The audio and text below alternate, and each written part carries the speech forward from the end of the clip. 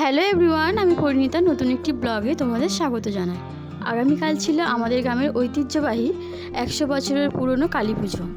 এদিকে সন্ধ্যা হতে না হতেই আমরা রেডি হয়ে যাচ্ছি কালীতলায় যাওয়ার জন্য। এই যে এখানে রেডি হয়ে গেছি, ছোটো ননদিনীও এখানে রেডি হয়ে গেছে, এই দেখো কেমন ন্যাং মারছে। আর এদিকে বাবা মাও রেডি হয়ে গেছে। তারপর আমরা সকলে মিলে চলে গেলাম পুজোতলায়। পুজোতলাতে এসে দেখছি ভালোই ভিড় রয়েছে। তারপর পূজা মণ্ডপে একটু ঘোরাঘুরির পর এদিকে দেখি কাকুরা বাজনা বাজাচ্ছে। এদিকে মায়ের পুজো শুরু হয়ে গেছে।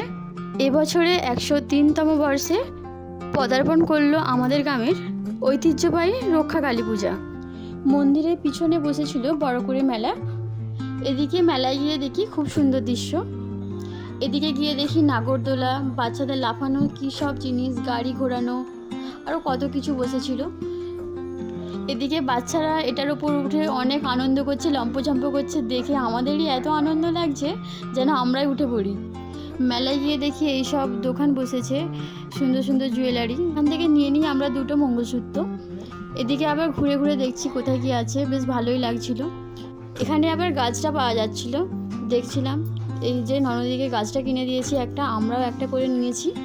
তারপর ঘুরতে ঘুরতে চলে যাই কাপ প্লেটের দোকানে। এখান থেকে আমরা বেশ কিছু কাপ প্লেট নিয়ে নিয়েছিলাম।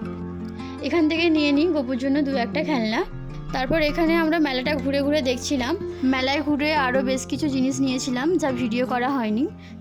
বেশ কিছুক্ষণ মেলায় ঘোরার পর দেখি একটা ছোট বোন হাতে ট্যাটু বানাচ্ছে, যা দেখে আমাদেরই ভয় করছিল। তারপর আমরা মাকে দর্শন করে চলে আসি বাড়ি।